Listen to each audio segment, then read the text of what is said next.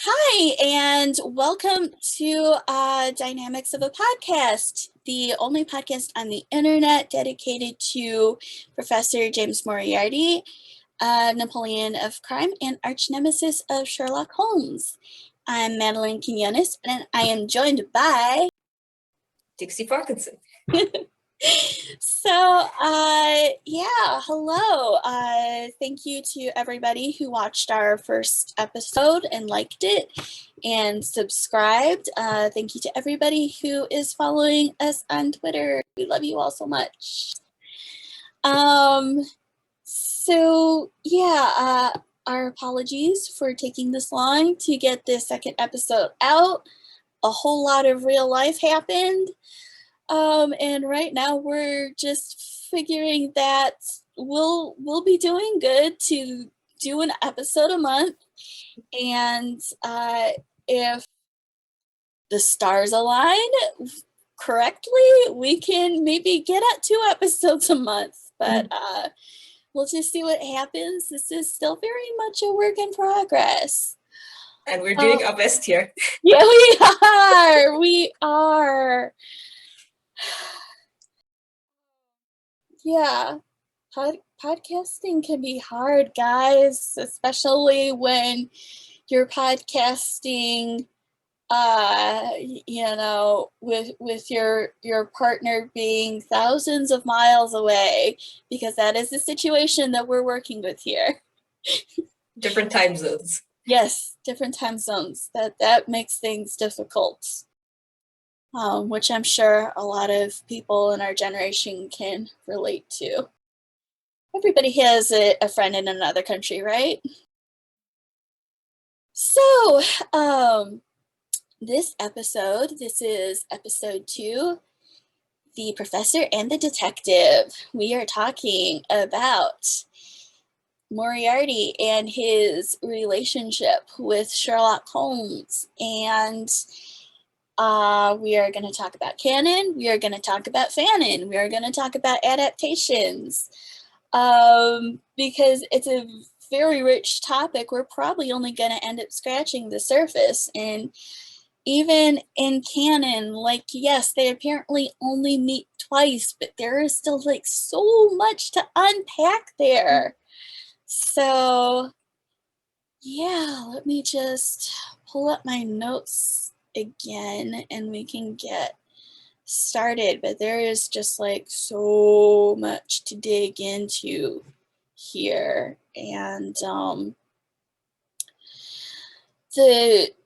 the first note that I've got, which is something actually that I meant to bring up last time, is that I think that the whole Holmes versus Moriarty thing appeals to our love of the epic in Mythic.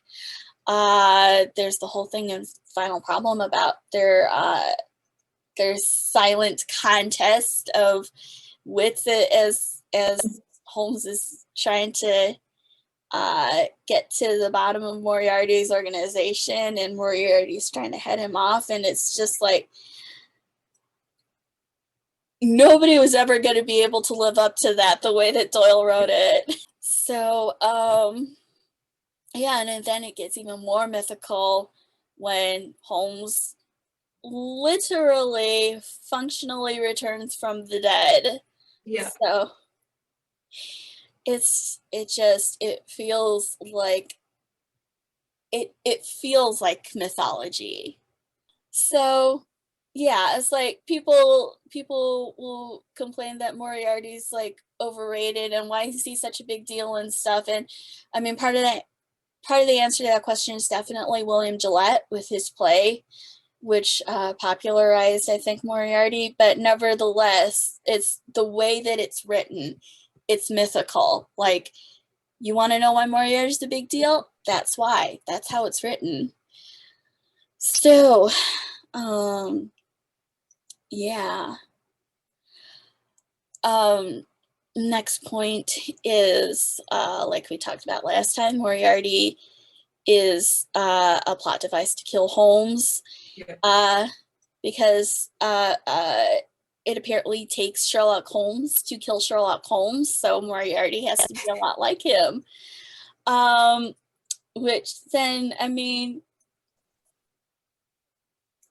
the Reichenbach Falls is not technically like what you'd think of maybe for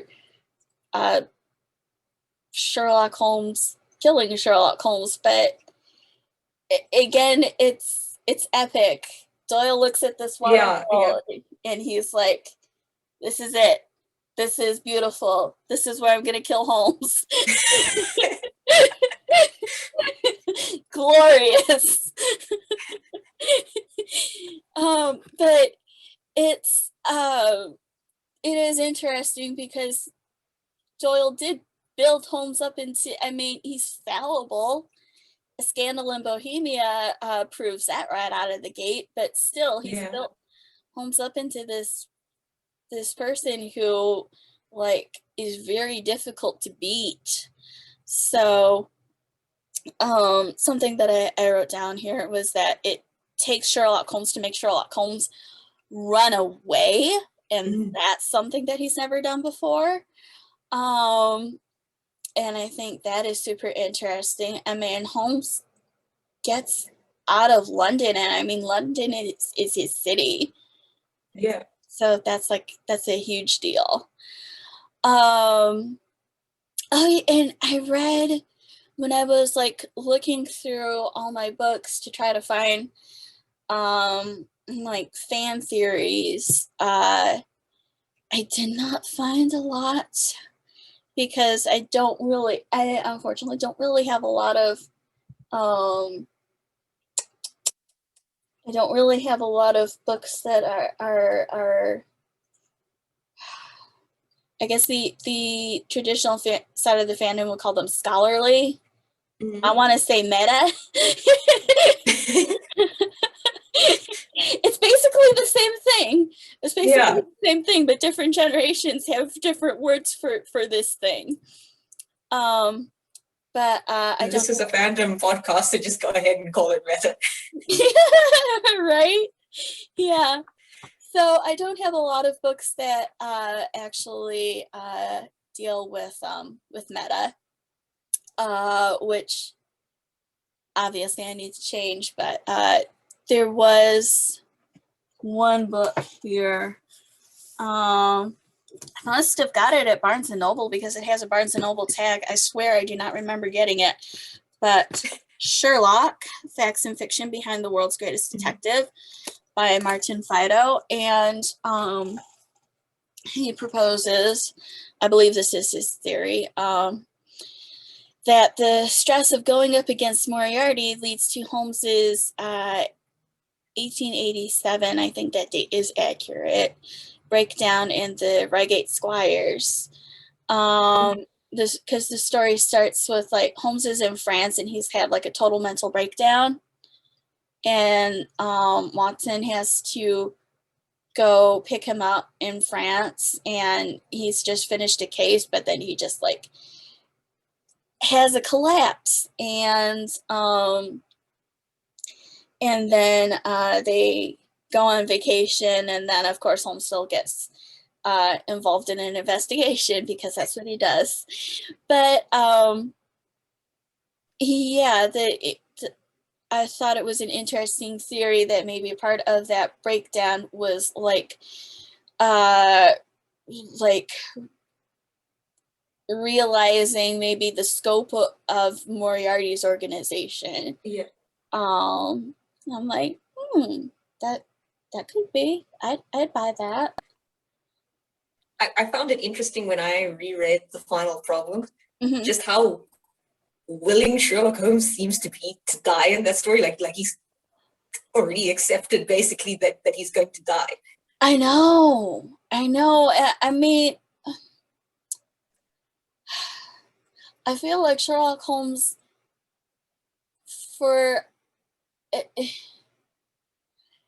he's often quite self-destructive, but this is like the apex of that. And and yeah, I think think Moriarty genuinely scares him. And that's really interesting. And I think he's right to be scared. But no, yeah, it's really something. And I mean, going back to like the final problem making sense or not making sense, it doesn't really make sense for Holmes to take Watson away with him, because that's putting Watson in danger. I mean, Watson's already kind of vaguely in danger by association, Yeah. but Holmes actively taking Watson with him puts him in more danger, especially when Holmes is very sure that he's going to die. And I think that I think that what's going on is that Holmes is convinced that he's going to die, and he wants to spend his last few days with his best friend. So, yeah. And since we're on this note anyway of like making the final problem make sense, what I had written down is that yeah, a lot of people complain about that, but I think that what often does not get taken into consideration is that Holmes and Moriarty are both human beings. They have emotions, and they might be, these amazing, brilliant thinkers, but even their emotions can get the better of them. Yeah. And this is why, Holmes takes Watson with him. And this is why I think Moriarty just like full tilt goes after Holmes. What I wrote down was they're two very brilliant men who are still emotional human beings doing stupid things. And yeah, Moriarty is just like, he's full of rage. Because Holmes is an amateur detective, and he's a fairly young one. And he started on this when he was even younger. And Moriarty has been, we assume he has been at this for a few decades now. And along comes this upstart amateur detective, tears his kingdom down. Yeah. And the smart thing would have been to skip town, lie low, and try to rebuild, but Moriarty doesn't do that. He goes after Sherlock because he wants him dead. Yeah, because I mean, his pride has been wounded at this point. Yeah. I mean, he's like, I tell you, I will never stand in the dock. If you are clever enough to bring destruction upon me, rest assured I shall do as much to you. And that's a promise. That is a promise. And they're both awfully self-destructive in this story. Like, it's wild. They both meet at Reichenbach thinking that they're gonna kill each other, and then Holmes is like, oh, I made it. I love it when I do that. So, yeah. Another note, we talked about a little bit last time about Moriarty being Sherlock's dark mirror, and parentheses, that doesn't actually include having a best friend, people. Moran is a thing. Yeah. Moriarty's got an evil Watson. Yeah. But something that I once saw a long time ago is that like some of the best Moriarty Well, actually, I'd argue the best Moriarty and Holmes duos just really kind of match each other. Like, I mean, you couldn't imagine Jeremy Brett's Moriarty not being Eric Porter. Yeah. They're perfect together. There's so much tension between them, and I think that they match each other really well. That first confrontation between them, I think, is just so iconic. Like, I can just hear all the words in my head whenever I think of it. Yeah, it's so good. I mean, I don't see, now I'm gonna start forgetting things that I've said in previous episodes already. This is only the second episode, but I just know that's coming. But I remember seeing Jared Harris saying this, and I think it's so worth repeating, that he and Robert Downey Jr. didn't do that scene, that Jeremy Brett and Eric Porter had already done it, and it was perfect, and they couldn't do better than that, basically. And I'm like, yes. I mean, yeah, it is basically perfect. So yeah, they're a perfect match. And then speaking of Jared Harris and Robert Downey Jr., they are also a perfect match for each other. The way that they're written, the way that they play the characters. They're both kind of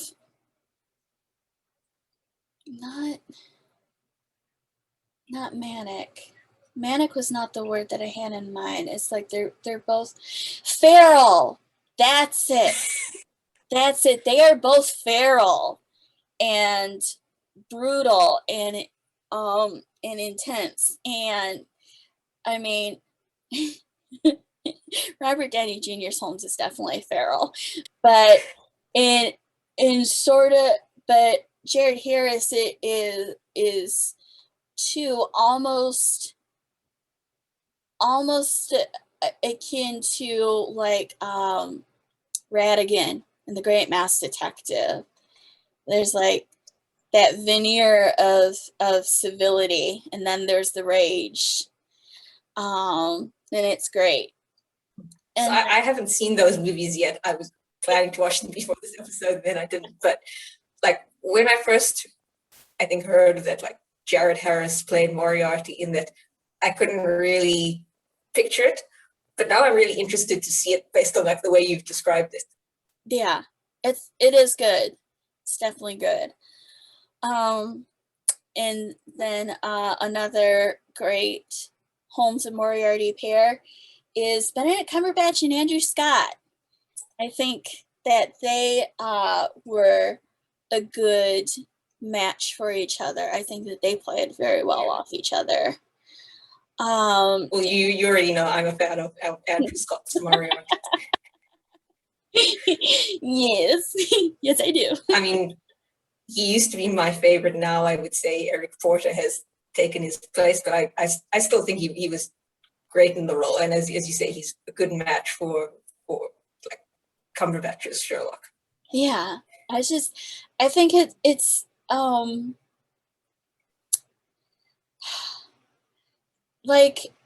feel like probably Holmes's and Watson's are cast based, at least somewhat based on their chemistry with each other, but I think that Holmes's and Moriarty's should be cast the same way. Mm-hmm.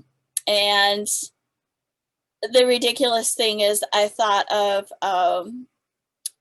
Matt Smith being cast for the 11th Doctor, and the way that they were casting for 11, they were looking for somebody who would have the right chemistry with Alex Kingston as River, because that was going to be very important. Yeah. 11 had to have good chemistry with River, and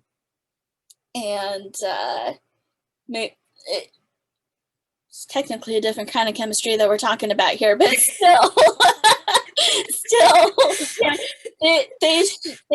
they should match. Yeah. another good pair, I think, is Basil Rathbone and Henry Daniell in, I think it's The Woman in Green. I have not seen that movie in years. But out of Rathbone's three Moriartys, I think that Henry Daniell was the best, and I think he matched him the best in like intensity and authority and solemnity even. And let's see. Also, Without a Clue, which is the wonderful 1980s parody with Ben Kingsley as Watson and Michael Caine as the actor who's playing Holmes, who is a fictional character. And in that movie, Paul Freeman is playing Moriarty, and Watson is, of course, the genius of the pair in that movie, and Paul Freeman and Ben Kingsley, I think, are a good match, and it's an odd setting of the Moriarty matching the Watson rather than the Holmes, but that's also very good. I feel like I had one of. Oh, now I know what I was thinking. I was thinking about Next Generation and Daniel Davis, because when do I not do that? And how I think that that his Holmes wasn't really Data so much as it was hard. Yeah, I think that they were a good match for each other. Well, like we talked about last time, he's a very philosophical Moriarty, and of course, Picard is a very philosophical character. Yeah, exactly. Oh, I forgot to look this up. Let me see if I can try to find it on my Kindle really quick, because there was no, I am so sad because I totally forgot to look up a reference, a quote from the canon that actually describes Holmes, but it sounds like something Holmes says later about Moriarty, because Watson is talking about Holmes in the context of like him sitting in the center of London, in the center of like all the criminal news of London, and he it's like a web, and he knows all the movements along the web, and that's Watson talking about Holmes. But that's also basically how Holmes describes Moriarty in The Final Problem, and it's such a cool parallel, and I cannot believe that I entirely forgot to look that up. So anyway, while you're looking for that, along this line of Holmes and Moriarty marrying each other, this actually gets brought up in Bert Coull's radio play for The Final Problem in the BBC radio show, with Clive Merrison as Holmes and Michael Pennington as Moriarty. People will probably know Michael Pennington better as the second Death Star commander in Return of the Jedi.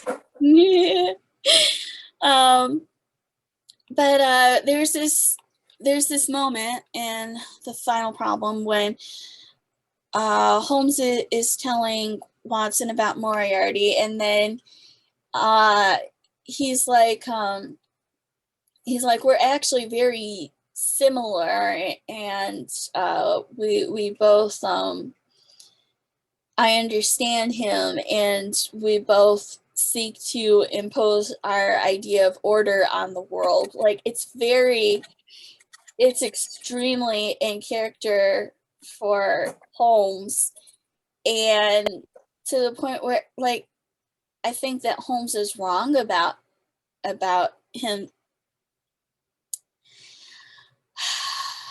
Like, yes, they parallel, but they're not.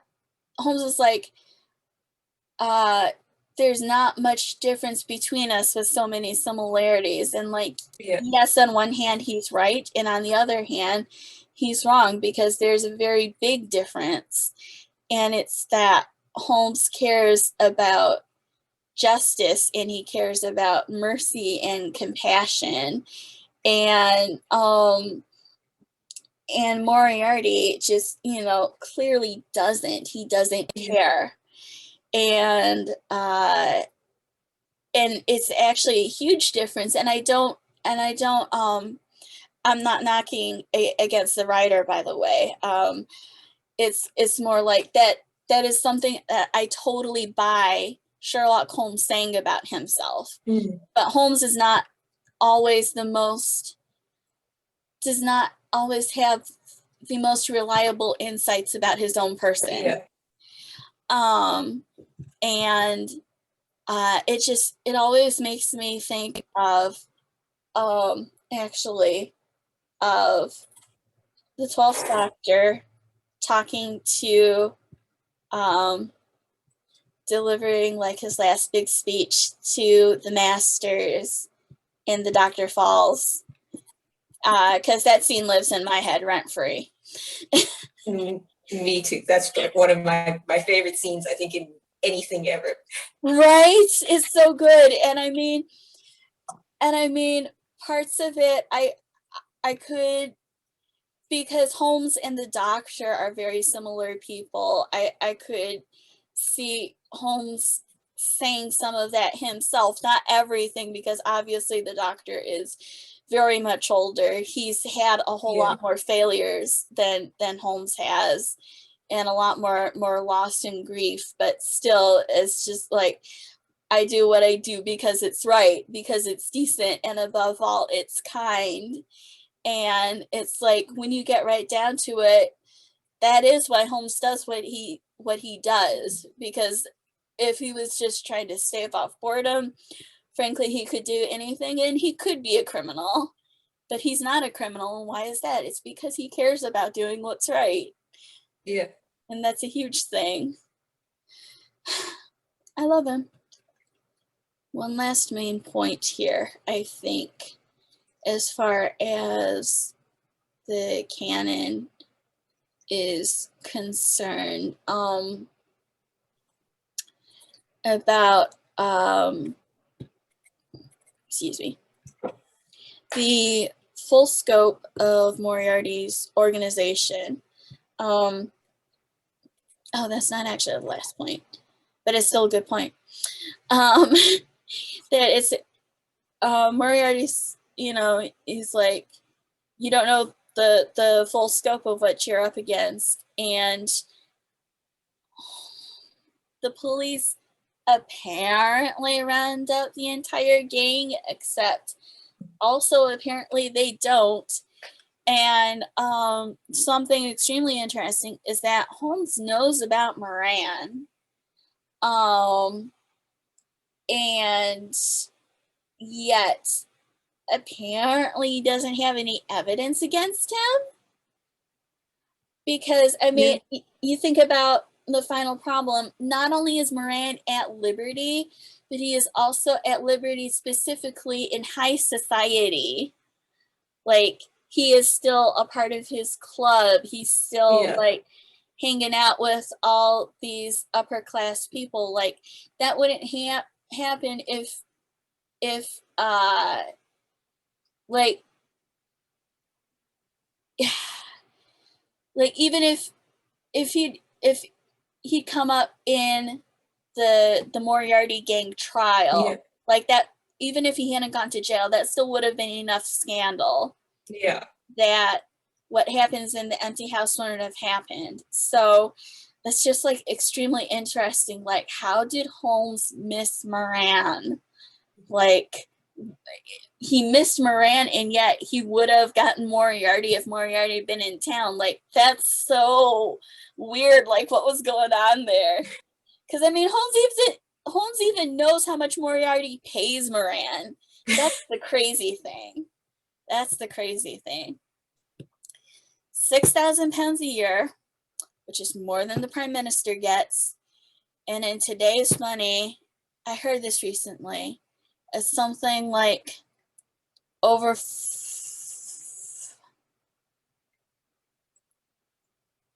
and now I'm forgetting. And it's like it's a crazy amount. It would be a lot of money. It's a crazy amount of money today. So yeah, it's just Holmes knows how much Moran is paid, but he couldn't manage to get evidence on him. Like, oh my goodness, like unless that was somehow stolen or something. I don't know. It's weird. But also, yeah, how do you get involved in everything illegal in a city the size of London with an organization that's small enough to be entirely rounded up? And I think that, like, different people have different theories about how Moriarty's organization works. My thoughts are that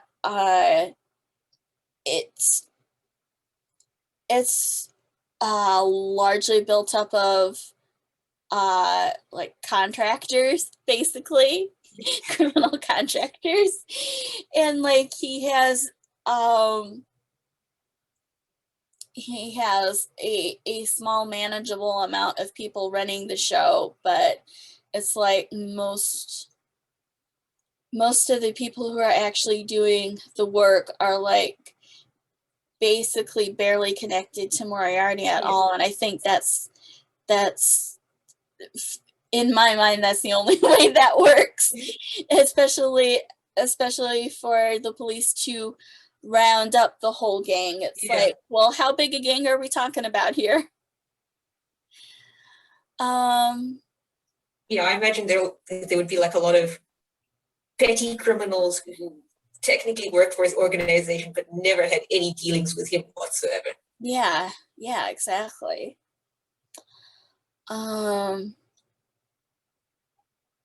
Yeah. And so when the arrests happen, it's like, it's still a huge blow because like if that's Moriarty's infrastructure, well, the infrastructure is now gone, and he still does have to build from the bottom back up. I had a note here. Must mention the song Seven Devils because it's oddly appropriate. So that's my mention. But I do actually think about that song in this context because it's oddly appropriate.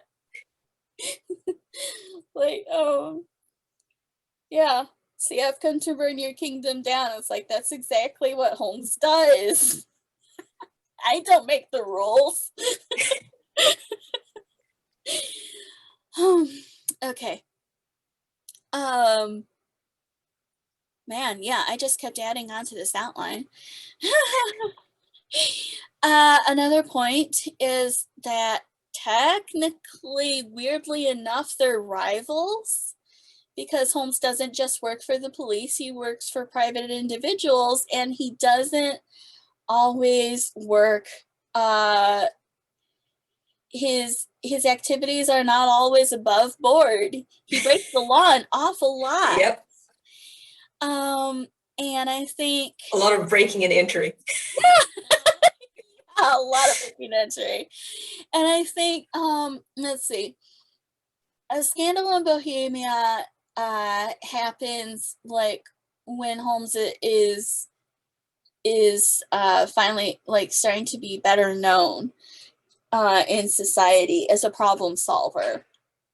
But I think that if the story had happened just a couple of years earlier, if the king was getting married a couple of years earlier, he probably would actually have gone to Moriarty rather than Holmes, because he specifically wants a photograph stolen.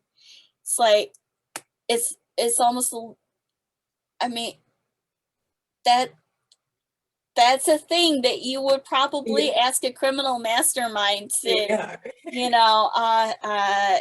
to get somebody to do. I don't think that he involved. Sorry, what?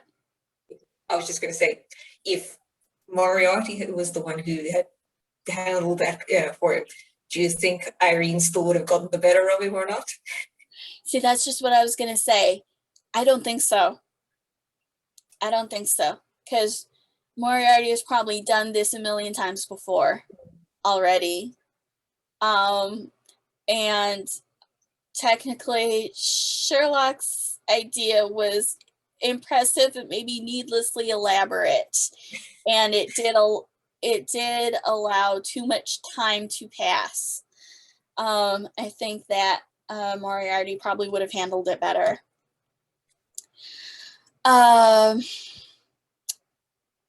So it's also 4th of July weekend here, guys. As long as it's not gunshots. I mean, anyway, another thing. Oh yeah, Holmes isn't just dismantling Moriarty's empire, he's also stealing his business. And that is just funny, but true. It's true. they are both solvers of problems. They even probably employ similar methods, so it's extremely odd. But anyway, moving on to the next point. One of the most haunting bits in the canon for me is the end of Valley of Fear, when Holmes gets that anonymous note and all it says is, "Dear me, Mr. Holmes, dear me." And it's just like, it's so chilling. Yeah, Moriarty gloating over Holmes, and it's just, oh, man. There's a whole thing with Porlock too, and I just, I wanted to get into it originally, and now I'm thinking we're just going to save that for our Valley of Fear episode. We'll do that in the future. Yeah. Another thing is, how the heck is Final Problem their first meeting when they've been going at this for years, and Holmes even makes it into Moriarty's office? More than once. More than once. It's like, holy cow. But apparently that's their first meeting.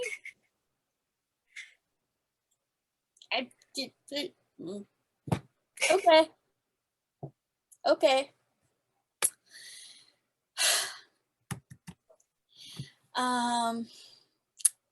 As per Norwood Builder, Holmes Mrs. Moriarty. I remember reading Norwood Builder for the first time, and that was years before I'd read The Final Problem.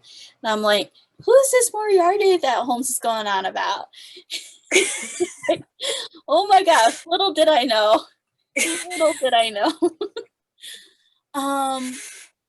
So he continues to bring him up years later, at least twice. I could not remember if there were more instances, but in 1902, in The Illustrious Client, he mentions that if Baron Gruner is as dangerous as Professor Moriarty, then he's indeed worth meeting. And in 1914, in his last bow, he tells Baron von Bork that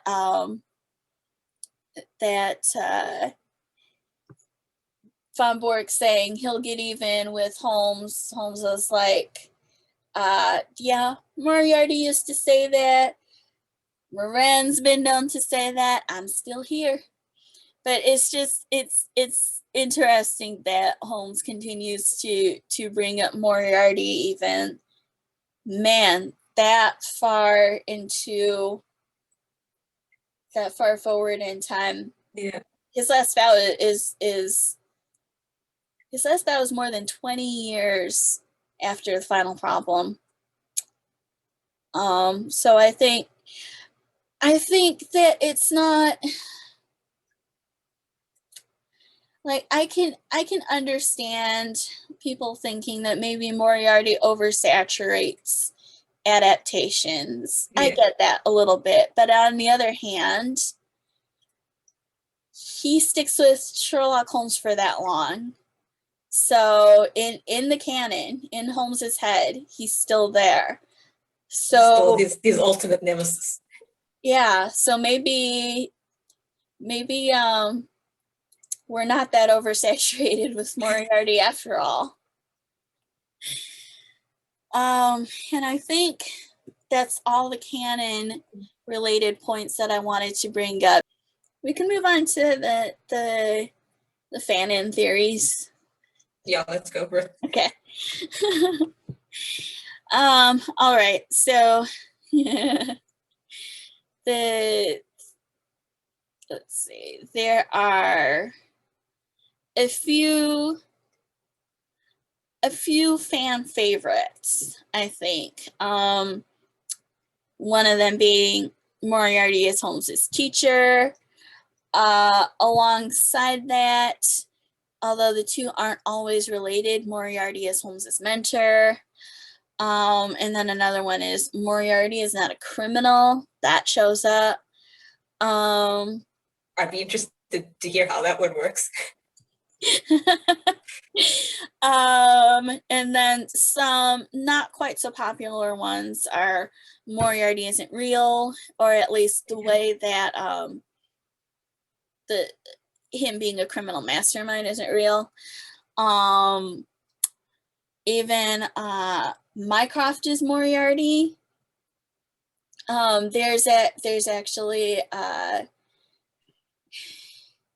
it's a thing that does pop up, is that like maybe Mycroft is actually a criminal himself, and at least in cahoots with Moriarty if he's not Moriarty himself. Yeah. Which is like all predicated on Mycroft doing some apparently stupid things in Greek Interpreter, because it's basically Mycroft's fault that Mr. Melas is kidnapped a second time and almost killed. And then of course there's Moriarty being non-canon theories, Moriarty being involved in Red-Headed League, and Granada did not actually come up with that. That was not their original idea. I'm going to try to find it really quick here. In my new annotated. Oh yeah, here we go. All right. New annotated Sherlock Holmes by Les Klinger. Red-Headed League, note annotation 47. Robert R. Patrick and Moriarty was there, suggests that the gentleman of this encounter may have been in league with other Holmes rivals. The fourth smartest man in London would not be a freelance. It is even possible that the scheme of the Red-Headed League was originated by Moriarty himself. Certainly it was worthy of him. This conclusion and the involvement of Moriarty was adopted by Granada Television in its 1985 production of the Red-Headed League. So there you go.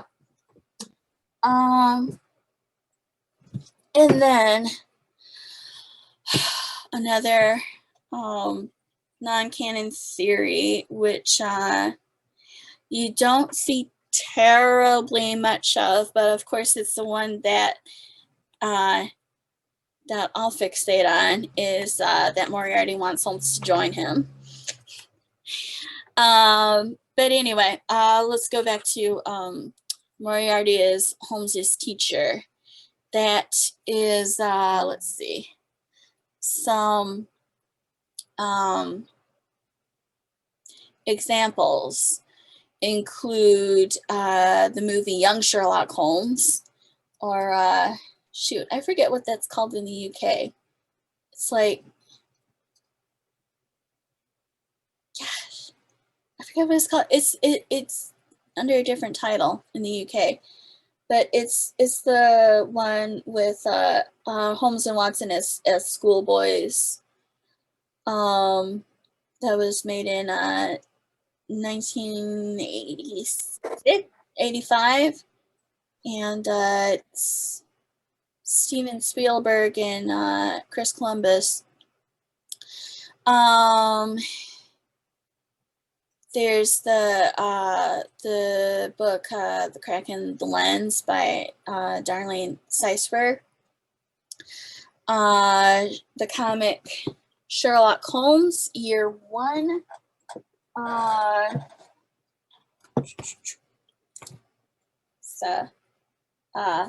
This has Moriarty in it, and it's wild.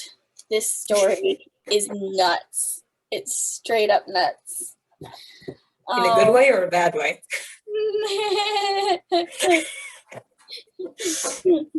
Greek fire is involved. What does that tell you about it?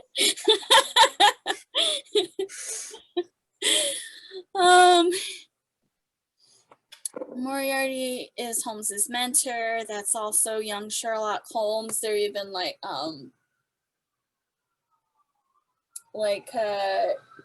they do dueling lessons. So of course they have like a final duel in the climax. Also the Michael Curlin books, which are very much an alternate universe. Moriarty's not, like, yes, technically he's a criminal, but he's a criminal in the way that Holmes is a criminal. And he's not a criminal mastermind. He just, I've been trying to think, I need to read the books again, actually, because it's been a long time, but I've been trying to think of how he'd fit on the D&D character alignment chart. And it's like, I gotta think either somewhere in the neutral zone or else maybe even chaotic good. It's kind of weird. But Holmes is convinced that Moriarty is a criminal mastermind, and Moriarty's just like, leave me alone. Yeah, it's kind of weird. Moriarty is not a criminal. So that's a huge part of the 7% Solution by Nicholas Meyer, where Holmes just has a crisis with his cocaine addiction, and he has built up this alternate reality in his head where Moriarty is a criminal mastermind, and that's only because Moriarty had an affair with his mom when Holmes was a kid. Yeah. I still need to read the book and watch the movie. That's something that I haven't done, to my shame, because I should probably have done that a long time ago. In a somewhat similar vein, The Secret of Sherlock Holmes, the play by Jeremy Paul that Jeremy Brett and Edward Hardwicke did, with a lot of input from Jeremy Brett. Yeah. Moriarty is not, he's not a criminal at all, but Holmes kind of created this fiction of a James Moriarty, who is a criminal mastermind. And have you ever listened to the recordings of the play? No, I haven't. I know of it, but I haven't actually listened to it. Yeah, should do that sometime. There are one or two audio, like, cleaned up clips on the internet, which is nice because the original audio. There's no video, right? They No, never recorded. no. We need a TARDIS. So yeah. Moriarty is not a criminal. Already mentioned the Michael Curlin books. Moriarty isn't real. That's also a secret of Sherlock Holmes. And then BBC Sherlock, of course, plays with that idea. Yeah. And I think that was a really chilling way to play with it too. It's like that's probably still one of my favorite episodes. I know, it's like it gets really tense, I think, towards the end. Yeah, it's just it's so much. Mycroft is Moriarty. There is an essay for sure in the Baker Street Journal, which I actually have that issue. There were maybe some footnotes in the new annotated. I will just, as far as Mycroft is Moriarty is concerned, we are going to have a bibliography for this episode, so I will just put that into the bibliography. I mean, BBC Sherlock also kind of plays with that idea a little bit in the first episode. Yes, that's right. How could I forget that? Because that was that was good. Unfortunately, I already knew that Mark Gatiss was Mycroft by the time me too. I watched, so I couldn't watch that cold. But that was great, though. I so wish that I could have seen that cold. So then last point is Moriarty wants Holmes to join him, and there are only 2 instances. I'm sure I'm missing a lot because I have not read probably 1% of all the pastiche out there, or seen terribly many adaptations, but Moriarty wants Holmes to join him. That comes up briefly, actually, in the BBC radio series with Clive Merrison. Moriarty's like, I don't suppose I could convince you to join me. So, yeah, Holmes shuts him down really fast there. And then there's also actually A Study in Regret by a certain Claire Danes. Yeah.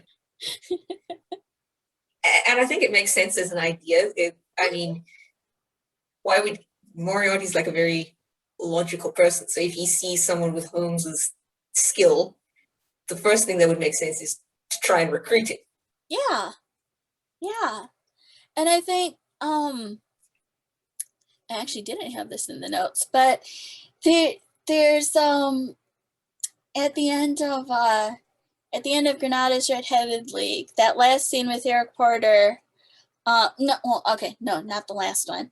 The one where he's talking with his minion, the guy who plays Duncan Ross, and shit, like, oh, he's so creepy. He's so creepy in that moment. I love it. But he's like, it would be disappointing. I find him interesting. And it's just like the way that he says that, it's like, what is he thinking? Like, it sounds like he wants to, like, I don't know, like get Holmes to join him, or even just like cage Holmes up as an interesting specimen or something. Like, whatever it is, it's not good. It's not good, and it's really chilling. But yeah, I have these thoughts every time I see that scene. So good. And so not unsurprisingly, because this is a new podcast, we asked for audience theories. So, this being a new podcast, I am not surprised that we didn't get much audience participation. And I get that, and it's fine. And maybe in the future we will, if we get any stuff, like maybe we can have like a special section at the end for like reading people's messages and responding to them. I think that would be fun. So, guys, send in messages. But I did get a response actually on Facebook from Timothy Miller, linking to his blog, and specifically a post about Holmes's great hiatus, and how it's really Holmes on the hiatus. It's like he's having this big spiritual crisis, because he goes to Lhasa in Tibet, which is actually an extremely dangerous thing to do. He shouldn't have been able to do that. As a foreigner to get into Tibet, there was a ban. But he goes to speak with the religious leaders of the Buddhist faith, and then he says he also looks in on Mecca. That's another place that actually he shouldn't have been able to get into, but he's looking at these different religions, and it's like entirely possible that he's having this crisis of the soul. And Timothy Miller posits that it could be guilt over killing Moriarty, because like in 1883, Holmes is responsible for Grimsby Roylott's death, but it's indirect. He doesn't even actually see it happen, and it's just that he kind of accidentally causes it. He doesn't actually intend for it to happen, and it's not personal. Like Reichenbach is extremely personal. They're fighting hand to hand. It's intimate in a terrible way, and then Moriarty goes over the falls. So I can buy that he has some guilt over that, even though he knows that it's a thing that like needs to be done. Yeah. But doesn't he? So it's been a while since I read The Empty House, but doesn't he even talk about that to Watson? Something about, like, I don't know, being haunted by the noise Moriarty made. Is it like he went over the falls? Something like, I can't remember the exact wording. Yeah, something like that. And he also says that that as he's making the climb up the embankment, that he seems to hear Moriarty's voice screaming up at him. Let's see. Yeah. I slipped through his grip, and he, with a horrible scream, kicked madly for a few seconds and clawed the air with both his hands. So that's the bit there. And then, yeah. I'm not a fanciful person, but I give you my word that I seem to hear Moriarty's voice screaming at me out of the abyss. So, yeah, one way or another, however you slice it, Moriarty does haunt Holmes. Yeah, to what degree we don't know, but that's also something that's interesting to speculate about. So we have actually made it to the end of my outline, and we have actually filled about an hour here. And I honestly think that is basically everything that I really wanted to say for this episode. Did you have any further thoughts or? Not really. Okay. I mean, we covered a lot. I do feel like we covered a lot. I'd love for the bibliography of examples of different theories to be bigger, but it's not. And I will just have to work on that in the future and start buying more stuff. Ugh. This fandom is expensive. Yeah. I don't recommend getting into it. It's expensive. I mean, I know how you feel because it's kind of the same thing with Doctor Who. Oh yeah. Especially if you get into the audios. Oh yeah, there's so many, and they're so expensive. Yeah. Which reminds me, Moriarty is involved in some of the Sherlock Holmes ones. I want in on that. Yeah, I haven't listened to those either, so I have no idea what that's like. I need to find that. Although Nick Briggs, am I going to be able to take him seriously as Sherlock Holmes? I have no idea, because I can't picture him as Holmes either. Well, specifically because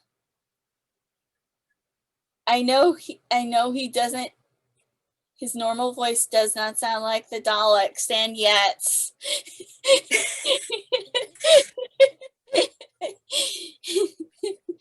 investigate, Watson. Investigate. All right.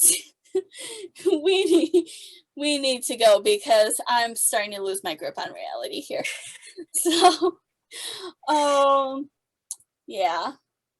Thank you all for listening. I hope that you had fun listening to us ramble, and be nerds and stuff. And yeah. Oh, so next episode,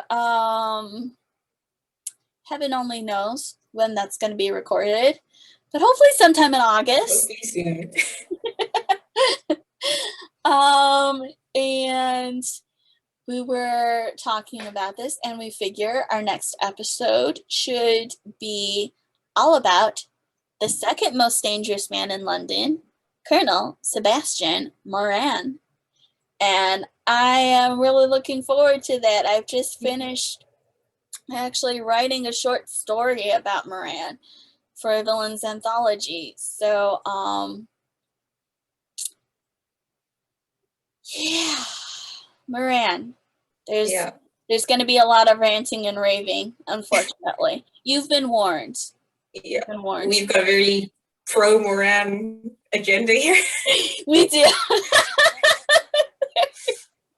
Very pro-Moran. All right. Well, thank you all for listening. And yes, thank you so much.